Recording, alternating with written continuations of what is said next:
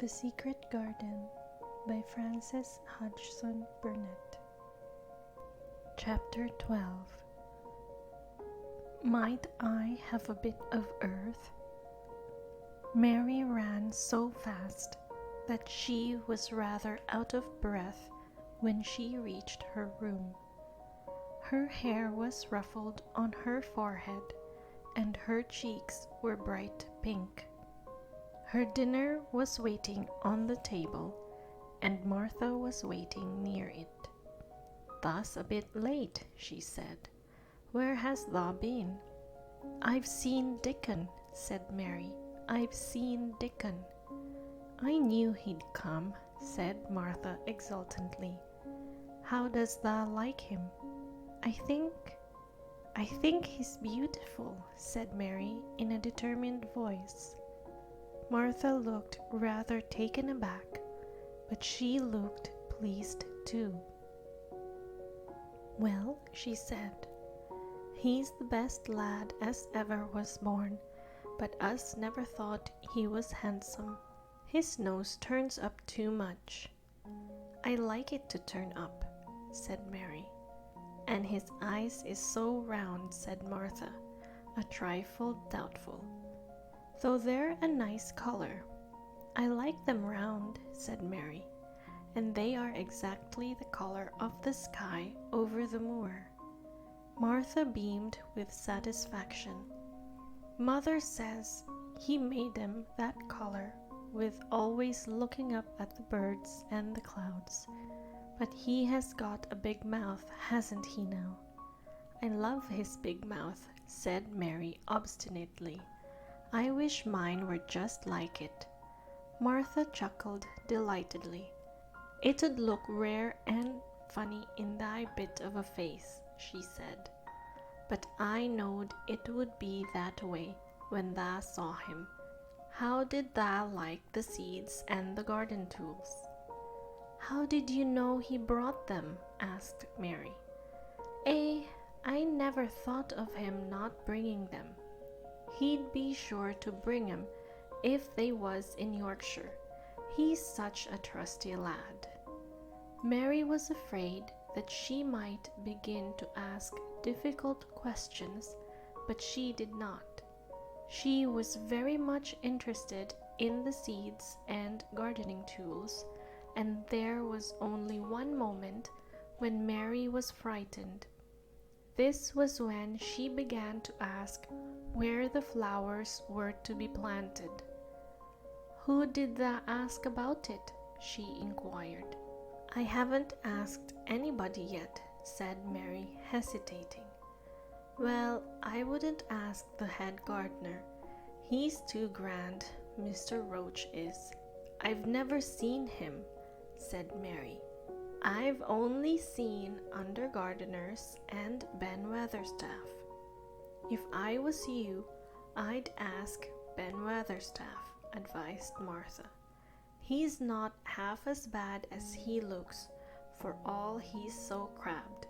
Mr. Craven lets him do what he likes because he was here when Mrs. Craven was alive, and he used to make her laugh.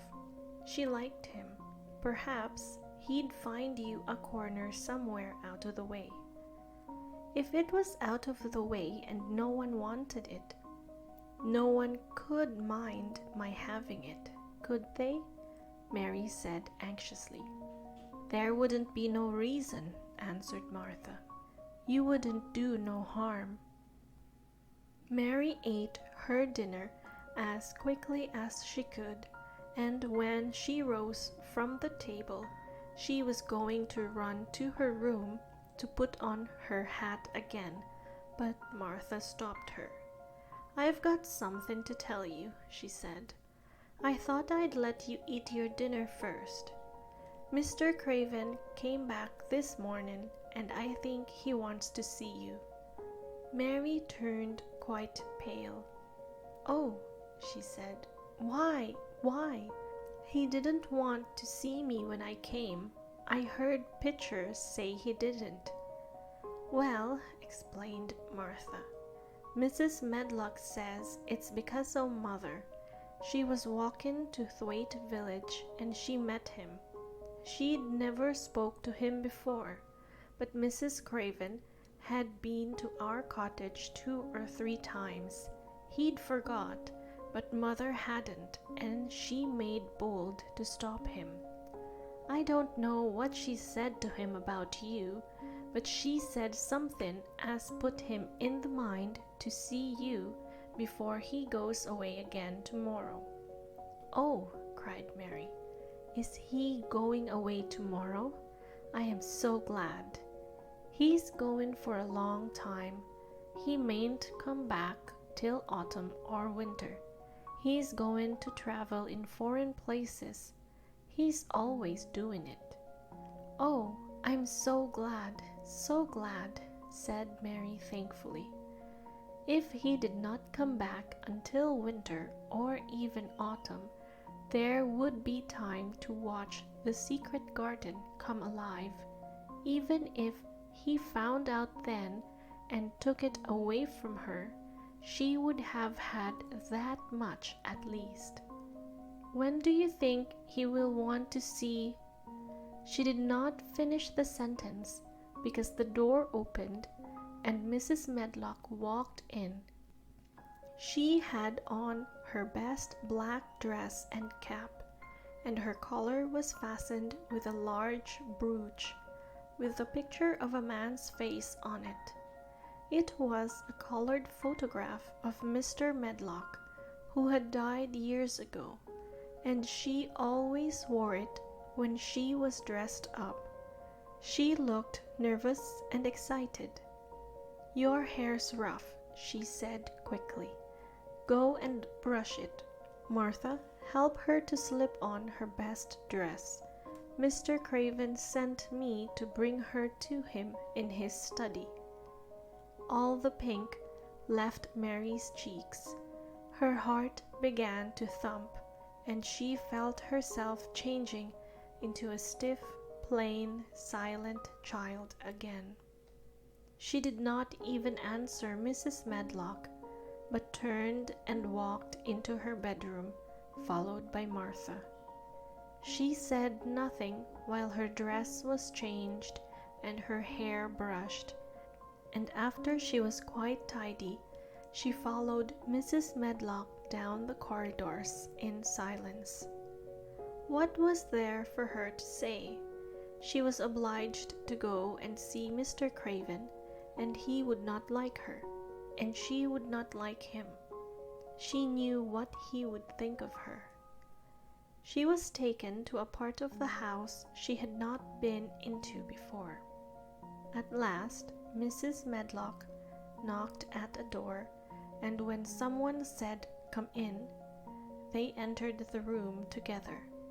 A man was sitting in an armchair before the fire, and Mrs. Medlock spoke to him. "This is Miss Mary, sir," she said. "You can go and leave her here. I will ring for you when I want you to take her away," said Mr. Craven. When she went out and closed the door, Mary could only stand waiting, a plain little thing, twisting her thin hands together. She could see that the man in the chair was not so much a hunchback as a man with high, rather crooked shoulders, and he had black hair streaked with white. He turned his head over his high shoulders and spoke to her. "Come here," he said. Mary went to him. He was not ugly. His face would have been handsome if it had not been so miserable.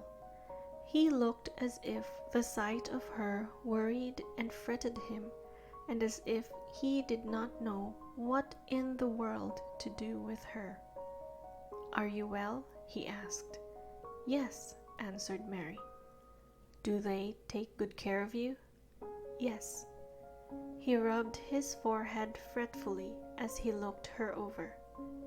"You are very thin," he said. "I am getting fatter," Mary answered in what she knew was her stiffest way. What an unhappy face he had! His black eyes seemed as if they scarcely saw her, as if they were seeing something else, and he could hardly keep his thoughts upon her. "I forgot you," he said. "How could I remember you? I intended to send you a governess or a nurse, or someone of that sort, but I forgot." "Please," began Mary. "Please," and then the lump in her throat choked her. "What do you want to say?" he inquired. I am too big for a nurse," said Mary.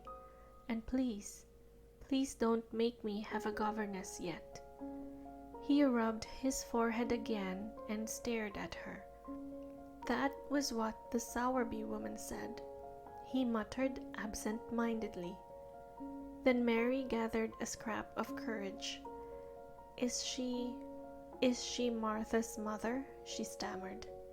"Yes, I think so," he replied. "She knows about children," said Mary. "She has 12. She knows." He seemed to rouse himself. "What do you want to do?" "I want to play out of doors," Mary answered, hoping that her voice did not tremble. "I never liked it in India.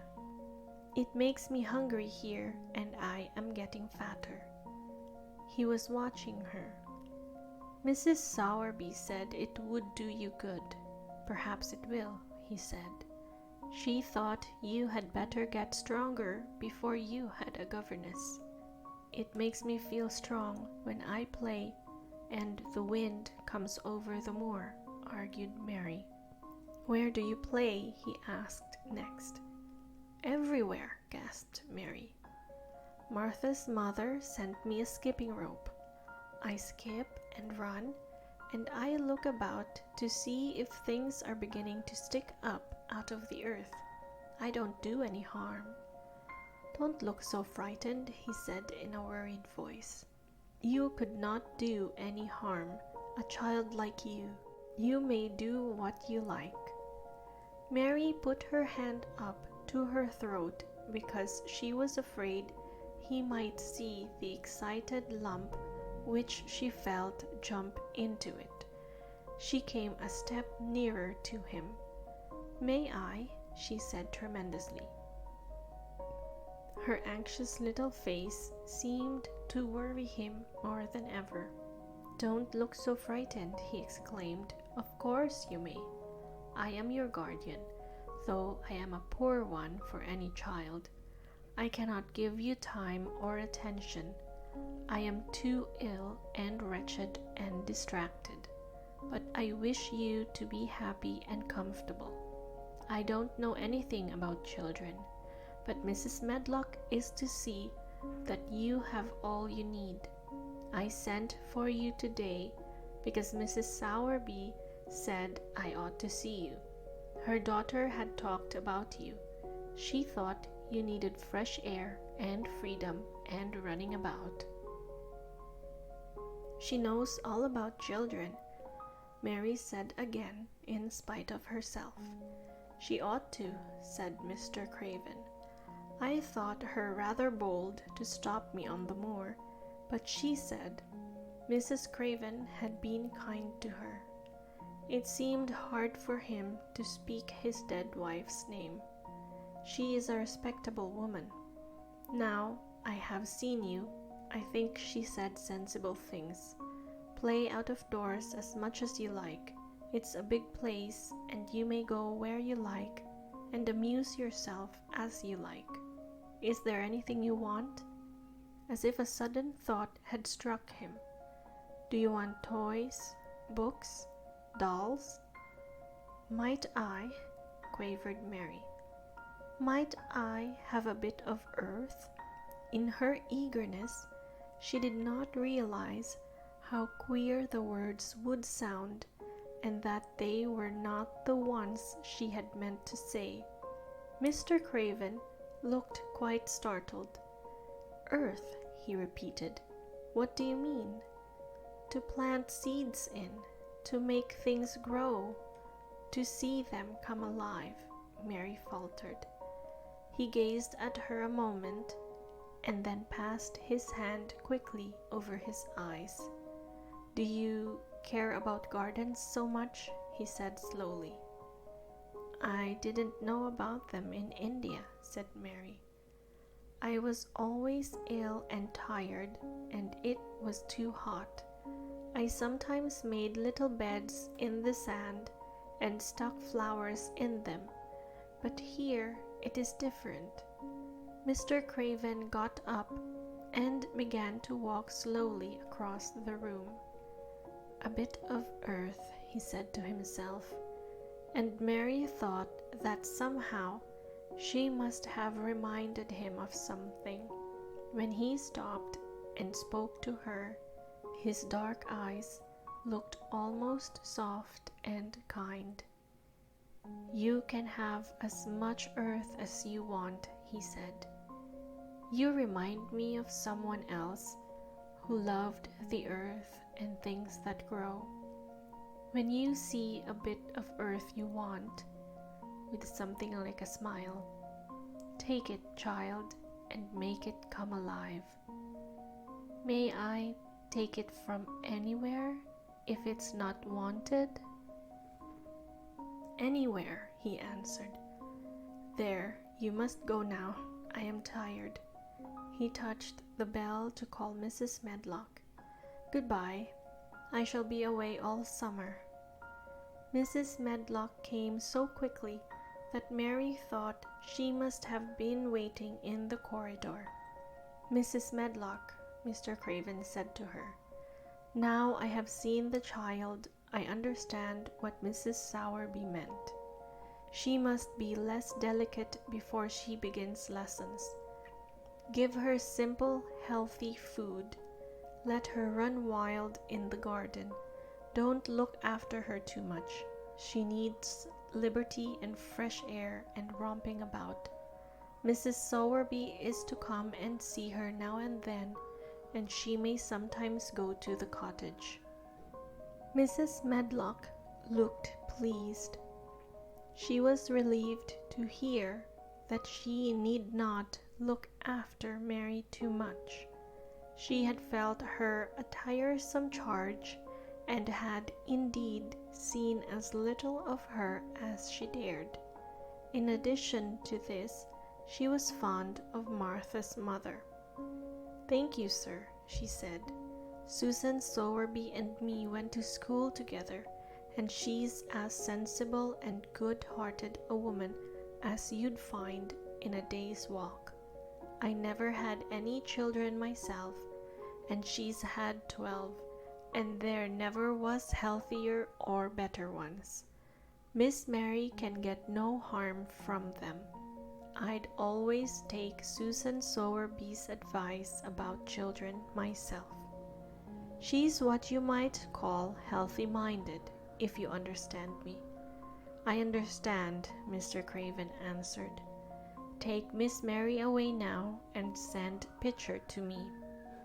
When Mrs. Medlock left her at the end of her own corridor, Mary flew back to her room. She found Martha waiting there. Martha had, in fact, hurried back after she had removed the dinner service. "I can have a garden," cried Mary. "I may have it where I like. I am not going to have a governess for a long time. Your mother is coming to see me, and I may go to your cottage. He says a little girl like me could not do any harm, and I may do what I like anywhere." "Eh," said Martha delightedly. "That was nice of him, wasn't it?" "Martha," said Mary solemnly, "he is really a nice man. Only his face is so miserable, and his forehead is all drawn together." She ran as quickly as she could to the garden. She had been away so much longer than she had thought she should, and she knew Dickon would have to set out early on his 5-mile walk. When she slipped through the door under the ivy, she saw he was not working, where she had left him. The gardening tools were laid together under a tree. She ran to them, looking all round the place, but there was no Dickon to be seen. He had gone away, and the secret garden was empty, except for the robin, who had just flown across the wall and sat on a standard rose bush watching her. "He's gone," she said woefully. "Oh, was he only a wood fairy?" Something white fastened to the standard rose bush caught her eye. It was a piece of paper. In fact, it was a piece of the letter she had printed for Martha to send to Dickon. It was fastened on the bush with a long thorn, and in a minute she knew Dickon had left it there. There were some roughly printed letters on it, and a sort of picture. At first, she could not tell what it was. Then she saw it was meant for a nest with a bird sitting on it. Underneath were the printed letters, and they said, "I will come back."